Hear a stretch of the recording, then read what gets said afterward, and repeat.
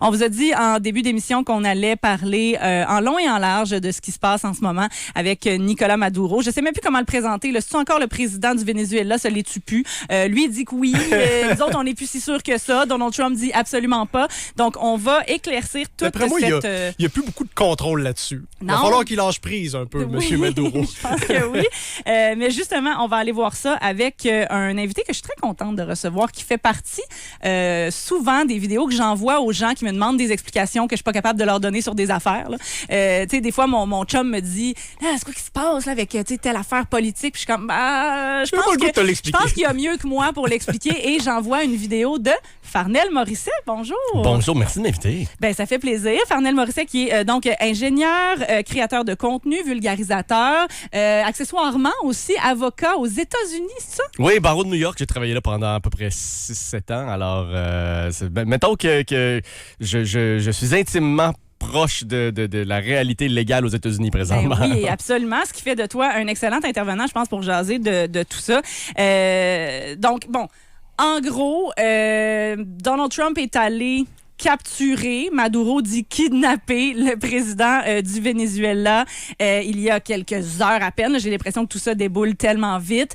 Qu'est-ce qu'il faut comprendre derrière ça? Parce que pour vrai, même moi qui, je pense, est capable de m'informer sur des sources assez fiables et assez sûres, on dirait que je finis par être un petit peu corrompue par tout ce qui se dit sur le web. T'sais, on a vu la population du Venezuela qui semblait célébrer cette espèce de libération-là. Il y a des gens qui nous disent c'est un dictateur, c'est une excellente chose ce que vient de faire Donald Trump. De l'autre côté, il y a des gens qui nous disent un instant, ce que vient de faire Donald Trump, ce ne sera pas sans répercussions et c'est somme toute dangereux pour, les fondements du droit international, mais en général pour le climat politique.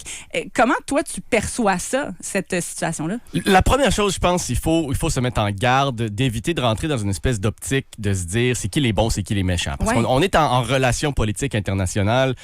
La façon de voir les choses de des bons contre des méchants, ça ne marche pas. En politique internationale, il y a des intérêts, des moyens et des conséquences. Et c'est tout. Alors, je comprends que présentement, il y a plein de gens qui sont en train de se chicaner sur les médias sociaux à dire « Ah oui, mais Maduro, c'est un dictateur, on ne l'aime pas. » Puis d'autres vont dire « Ah, ça n'a pas de bon sens, ça viole le droit international. » C'est entièrement possible que les deux soient vrais. Parce que c'est une situation où on est dans la politique internationale, justement. Les notions des bons et des méchants, ça n'existe pas. Si on veut vraiment comprendre ce qui se passe, il faut quasiment remonter en 1823 avec le président des États-Unis, James Monroe, qui a établi ce qui est devenu éventuellement la doctrine Monroe, qui est une position politique des États-Unis. C'est pas une loi, c'est pas un principe de droit international, mais c'est les États-Unis qui ont essentiellement dit à la planète au complet, écoutez, nous, on va pas aller niaiser dans vos affaires en Europe et éventuellement plus tard, on va pas aller niaiser dans vos affaires à travers le reste de la planète. Si vous n'êtes pas niaisé dans notre cour arrière, puis notre cour arrière, c'est l'ensemble des Amériques. C'est grand. C'est du Groenland jusqu'au sud de l'Amérique du Sud. Et puis, l'administration Trump, depuis les dernières années, depuis qu'elle est revenue au pouvoir, c'est drôle à dire, ça fait même pas un an, mais depuis qu'elle est revenue au pouvoir, a, disons, beaucoup soufflé sur les braises de cette doctrine-là, l'applique d'une façon renouvelée, d'une façon quasiment, on pourrait dire qui est même contraire à son premier mandat, où il faisait à peu près l'inverse, c'est-à-dire on arrête d'être l'Amérique guerrière, on se mêle de nos affaires, on se replie sur nous-mêmes. Là, c'est plus pantoute ça là, pour ce deuxième mandat. On se replie sur nous-mêmes des choses qui se passent en Europe, des choses qui se passent en Asie, mais on garde un certain intérêt pour ce qui se passe à travers les Amériques. Je veux dire, c'est ça. Dans son premier mandat, Donald Trump avait quand même mis certaines pressions sur le gouvernement du Venezuela aussi. Alors, faut le comprendre un peu dans cette façon-là. Pour, après ça, comprendre la situation spécifique du Venezuela, il faut remonter en 98. Parce qu'avant 98, le gouvernement du Venezuela était très proche, très amical aux États-Unis. On pourrait quasiment dire que c'était comme à la remorque des États-Unis. Les compagnies pétrolières des États-Unis étaient les bienvenues, faisaient des affaires où ils faisaient des profits exceptionnels. Ça allait relativement bien. Ça cadrait bien dans la doctrine que pour les États-Unis, l'entièreté des Amériques, c'est leur cour arrière. Mais il y a eu un recul de la valeur du baril de pétrole dans les années 90. Presque l'entièreté de l'économie du Venezuela était axée là-dessus. Le Venezuela, c'est la plus grande réserve mondiale confirmée actuellement de pétrole. L'industrie du pétrole, c'est l'économie du Venezuela. Avec le recul du baril du pétrole, l'économie s'effondre et comme arrive très souvent dans des pays où l'économie s'effondre, ça fait beaucoup de problèmes sociaux, des changements politiques. En 1998, en décembre, vers la fin de l'année, il y a l'élection qui est généralement reconnue par le monde comme étant une élection légitime de Hugo Chavez. Hugo Chavez qui, très rapidement, c'est un peu une espèce de populiste avant que ça devienne cool. Il commence des énormes réformes à son système de gouvernement. Il change très rapidement la Constitution. Il se donne à son gouvernement des pouvoirs discrétionnaires très importants. Il est capable d'ignorer le résultat de certaines élections qui lui sont pas favorables parce qu'il contrôle les tribunaux. Ce qui fait que très rapidement, on commence à le voir à travers l'Occident comme étant un dictateur. Mais encore pire que ça, parce que l'Occident est généralement très confortable à travailler avec des dictateurs, il se dissociait économiquement des États-Unis. Il a commencé une longue période de nationalisation de l'industrie du pétrole. Il a coupé les accès aux compagnies des États-Unis, dont plusieurs compagnies qui avaient investi énormément d'argent au Venezuela. Pour essentiellement dire, ce pétrole-là, il appartient au peuple vénézuélien. En pratique, la plupart de l'argent allait à son gouvernement et à ses coffres. Et il a resté au pouvoir jusqu'en 2013, quand il est mort. Quand il est mort, il y a eu une élection qui a été très, très chaude, très proche, mais c'est Nicolás Maduro qui a été élu. Cette élection-là, encore une fois, est généralement reconnue. On ne savait pas trop dans quelle direction Maduro allait aller. On réalise très vite qu'il est un chaviste, c'est-à-dire quelqu'un qui continue la politique d'Hugo Chavez, continue la nationalisation, se rapproche encore plus des pays qui sont opposants géopolitiquement aux États-Unis, la Russie, la Chine, l'Iran, et se rapproche aussi des autres pays de l'OPEP. Ça, c'est l'organisme de produits exportateurs de pétrole, un organisme international qui est généralement vu comme un contrepoids à la dominance des États-Unis dans le monde du pétrole. Le Venezuela est un pays fondateur. Tout ça, les États-Unis n'aiment pas ça. Et ça continue. En 2018, finalement, c'est un peu le point de rupture. Il y a une réélection où Nicolás Maduro est supposément réélu. Presque l'entièreté de l'Occident ne reconnaît pas cette élection-là comme étant légitime. C'est pour ça que Donald Trump ne dit pas que c'est le président, parce que les États-Unis ne reconnaissent pas l'élection. Le Canada, en passant, ne reconnaît pas non plus l'élection de Nicolás Maduro, probablement par proximité diplomatique aux États-Unis. Ce qui fait que, du point de vue légal aux États-Unis, présentement, Nicolás Maduro est essentiellement un citoyen qui n'est pas un chef d'État légitime, qui est en contrôle du Venezuela, qui est dans la cour arrière des États-Unis, selon sa doctrine, et qui est la plus grande réserve mondiale de pétrole et qui ne joue pas très amicalement avec les États-Unis. Mais là, la drogue et le fentanyl, là, ça arrive où là-dedans? Parce que j'écoute tout ce que tu nous racontes, puis je suis un peu... Je veux pas tomber, c'est ça, je veux pas tomber dans les théories qui circulent sur le web et tout ça, mais tu sais, là, je vois beaucoup Donald Trump mettre de l'avant l'enjeu du fentanyl, puis de la drogue et tout ça, dans littéralement tous les conflits qu'il crée un peu lui-même. Puis je veux dire, là, on parle de pétrole. On n'a pas encore parlé de drogue et de fentanyl. Là. C'est quand est-ce que ça arrive dans la ligne du temps? Parce que Trump, lui, parle pas de pétrole encore. Non, il parle pas de pétrole. Il parle de drogue. Il parle de drogue, je le comprends. Puis qu'est-ce qu'il disait quand il parlait de tarifs canadiens? Il parlait de drogue. Et c'est pas pour rien, c'est parce que, selon la loi aux États-Unis, le président a des pouvoirs plutôt limités dans les affaires internationales. C'est généralement le Congrès qui contrôle beaucoup des affaires internationales. Pas l'entier, mais beaucoup. Le président peut pas déclarer la guerre, par exemple. Le président peut pas fixer des tarifs ou des règles d'importation sans l'aval du Congrès. Sauf que, au fil des années, le Congrès a donné au président des États-Unis beaucoup de pouvoirs discrétionnaires, donc a délégué de ses propres pouvoirs au président des États-Unis au nom de lutter à la drogue. Alors, c'est pour ça que chaque fois que Donald Trump commence à parler ou justifier plutôt ses interventions à l'international, il cadre toujours à l'intérieur d'un contexte de lutte à la drogue parce qu'il existe des lois que le Congrès ont donné au président des pouvoirs pour avoir le genre de contrôle que Donald Trump aimerait avoir, tant que c'est fait, tant que c'est encadré dans le contexte de questions de drogue. Alors, c'est pour ça que M. Trump, l'administration Trump, va toujours parler de drogue. On voyait Marco Rubio ce matin se faire questionner là-dessus. Il dit non, on est allé arrêter un caïd de la drogue. C'est une opération policière. Ça n'a rien à voir avec des questions de guerre. Il n'y a personne qui est vraiment dupe, mais ils sont tous obligés de maintenir cette ligne-là parce que la minute qu'ils avouent même implicitement « Ah ouais, OK, non, on s'entend que la drogue, c'est pas la vraie raison », immédiatement, le Congrès va leur sauter dessus, la Cour suprême va leur sauter dessus, puis là, ils perdent leur capacité. Est-ce qu'il y a un parallèle probablement boiteux, mais j'ai l'impression qu'il y en a un à faire quand même. Est-ce qu'il y a un parallèle à faire un peu avec la guerre en Irak où on cherchait des armes de destruction massive puis tout le monde savait que c'était pas ça le prétexte premier? Là, on cherche de la drogue, mais on sait que c'est pas ça non plus le premier prétexte? Je pense que le parallèle, il est bon. Je crois qu'il y avait probablement des gens aux États-Unis qui croyaient sincèrement qu'il y avait probablement des armes de destruction massive en Irak. Probablement même des membres de l'administration qui y croyaient. Là, je crois pas que c'est le cas. Je pense que si Tout le monde accepte que c'est une espèce de raison fictive. Puis on est tous good avec ça. C'est parfait. Tout le monde l'accepte parce que la menace, elle est essentiellement existentielle à notre ordre mondial actuel. Disons ce qu'on pourrait appeler l'espèce d'hégémonie axée sur les États-Unis. Parce que le Venezuela, plus grande puissance mondiale de pétrole potentiellement, s'ils voulaient exploiter pleinement leurs ressources, les États-Unis ne peuvent pas se permettre que ces ressources-là, ces barils de pétrole-là, soient transigés en n'importe quoi que ce soit d'autre que des dollars états-uniens. Et c'est la suprématie du dollar US qui est en jeu. Si le Venezuela, si vous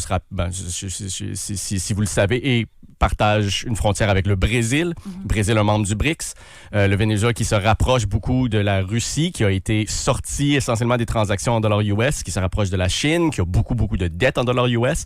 Si le Venezuela n'est pas là pour maintenir la valeur du dollar US internationalement en faisant ses transactions de pétrole en dollars US, la suprématie du dollar US est en jeu et les États-Unis dépendent de la suprématie du dollar US à travers le monde pour maintenir une partie très, très importante de son influence mondiale. Sur papier, on vient de le dire, c'est l'aspect de la lutte à la drogue, la lutte au fentanyl et tout ça qui est évoqué. Puis là, plus on jase, plus on réalise que c'est peut-être une espèce de lubie, c'est une raison fictive pour agir de la sorte. J'ai vu sur le web, encore une fois, des gens dire... Le droit international, c'est aussi un peu des papiers c'est sur papier, c'est bien beau. C'est des vœux pieux. Ouais. Mais exactement. Ouais. Donc, sur papier, c'est bien beau, mais dans la réalité, vous voyez bien que ça ne s'applique pas, ça n'existe pas. Qu'est-ce que tu penses de cette affirmation-là? Parce que j'ai l'impression que ce qu'on vit en ce moment, quand on regarde, on le vit un peu en tant que spectateur, mais jusqu'à quand? Ça pourrait avoir une incidence sur le futur du droit international? Est-ce qu'on de contourner les règles comme ça avec des trames narratives qui sont complètement fictives auxquelles tout le monde adhère, oui puis non, ça pourrait avoir des conséquences à long terme? Je pense que tu le dis très bien, le droit international, il y a beaucoup de gens qui n'y croient plus parce qu'on le voit puis on le constate, puis c'est pas nouveau là, que fondamentalement, il n'y a pas de police mondiale. Alors, le droit international, c'est limité parce que les États sont prêts à faire, puis les États-Unis, il n'y a pas grand monde pour les arrêter. Alors, s'il n'y a personne pour les arrêter, le droit international n'aura pas de dents.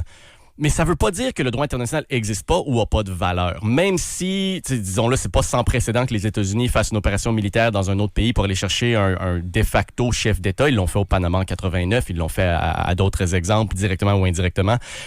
Mais la notion du droit international n'est pas juste là pour forcer les pays à le respecter de la façon que le droit s'applique à nous, par exemple. Moi, si je viole les lois, il va éventuellement avoir des policiers qui vont venir m'arrêter.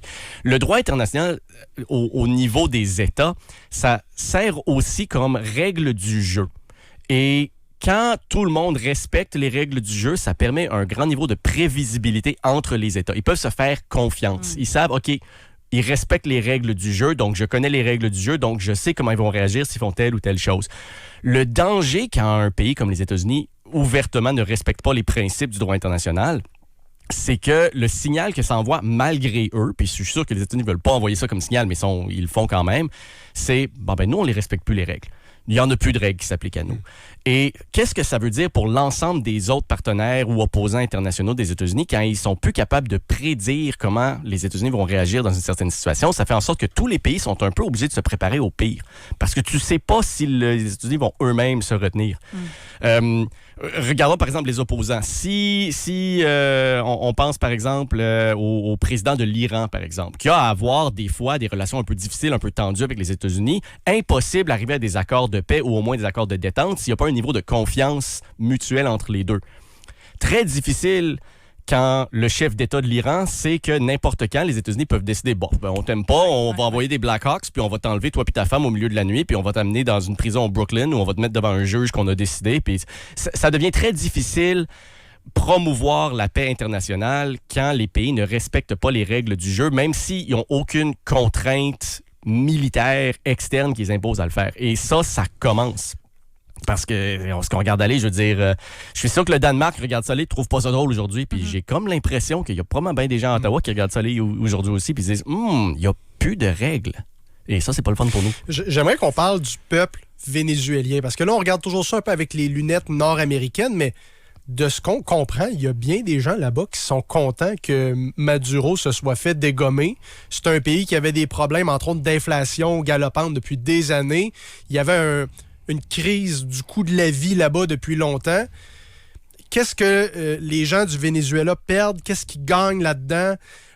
Parce que pendant que tout le monde, d'un côté, dise que les États-Unis ont fait, c'est méchant, c'est pas correct, tu regardes les gens qui habitent là-bas, puis eux, ils ont l'air contents, entre guillemets, de ce qui arrive. Je me méfie à trop juger comment les gens au Venezuela réagissent rapidement. Moi, je me souviens encore au moment où Saddam Hussein a été arrêté.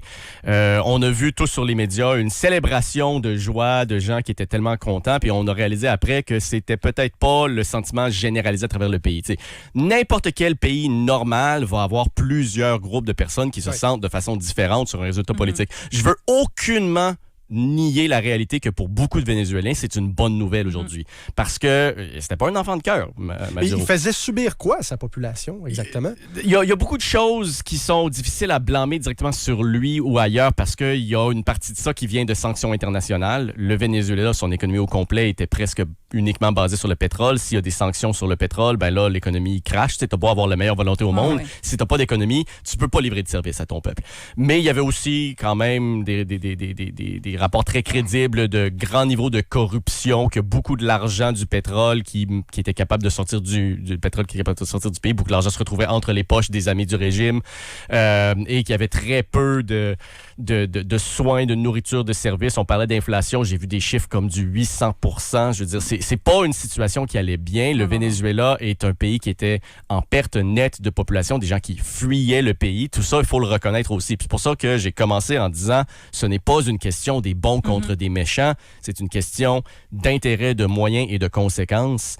Je suis avec de cœur les Vénézuéliens qui espèrent à un avenir meilleur pour leur peuple. Je leur souhaite aussi.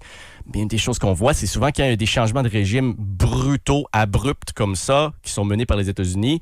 Si on regarde 5 ou 10 ans plus loin dans l'histoire du pays, ça va pas toujours très bien non plus.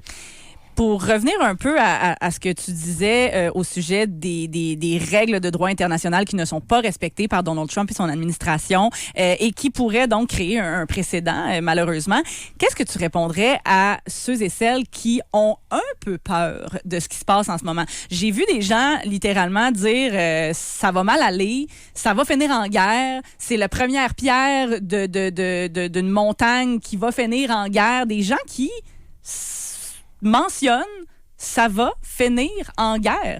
Est-ce qu'on est dans la paranoïa un peu? Est-ce qu'on donne trop d'importance à ce geste-là? Comment tu interprètes ça? Je comprends l'inquiétude justement parce que quand on voit l'abandon des normes, des règles du jeu, le jeu devient imprévisible. Si on remonte à la dernière fois qu'il n'y avait fonctionnellement pas de droit international, c'était juste un peu avant la Deuxième Guerre mondiale. 6 mois avant la Deuxième Guerre mondiale, tout le monde pensait qu'on allait apaiser, on allait avoir la paix. Si on regarde juste avant la Première Guerre mondiale, 6 mois avant la Première Guerre mondiale, tout le monde était convaincu que non, il n'y aurait pas de problème, ça a pété vite. Je suis pas en train de dire qu'on s'en va dans cette direction-là. Je pense que là-dessus, il faut quand même reconnaître que malgré plusieurs critiques qu'on peut avoir avec l'administration Trump sur son respect des normes internationales, elle a souvent signalé et souvent montré que c'est pas une administration qui est intéressée par la guerre. Elle ne veut pas faire la guerre. Puis on pourrait, si on veut être charitable envers M. Trump présentement, il y a une façon d'interpréter ça qui est de dire, si tu sais que tu risques de te battre, t'es mieux de donner un gros coup vite et en premier pour pas qu'il y ait de bagarre, pour que ça se finisse très rapidement. Puis je veux dire... C'est un peu ça qu'ils ont fait. C'est un peu ça qu'ils ont fait. Ouais. Ils ont décapité essentiellement le leadership du régime vénézuélien actuel. Puis là, il semble se préparer à reconnaître la vice-présidente comme la présidente légitime du pays. On peut s'entendre qu'elle va entendre les hélicoptères par-dessus sa tête puis elle va se tenir très serrée. Je dis pas que c'est pas de la libération faire ça, mais c'est une façon de s'assurer qu'il y aura peut-être pas de guerre par la suite. Ce qui va être difficile à voir, ça va être comment est-ce que la Russie va réagir, la Chine va réagir. Eux, ils viennent de perdre un allié de taille. Ben, c'est ça. Et puis, ils ont des enjeux aussi. La Chine regarde Taïwan d'un œil un peu de rôle depuis quand même un bon bout de temps.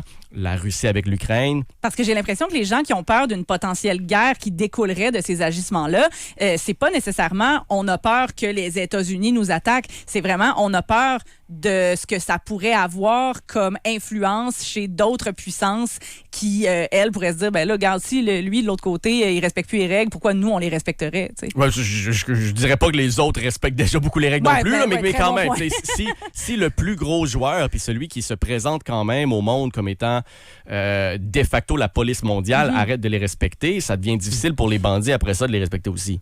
L'affaire, c'est que on peut voir un peu ce qui s'en vient. Il ne faudrait pas se surprendre qu'il arrive la même affaire au Groenland, par exemple. Là, Trump a dit que Cuba allait, entre guillemets, mourir de sa belle mort sans intervention américaine.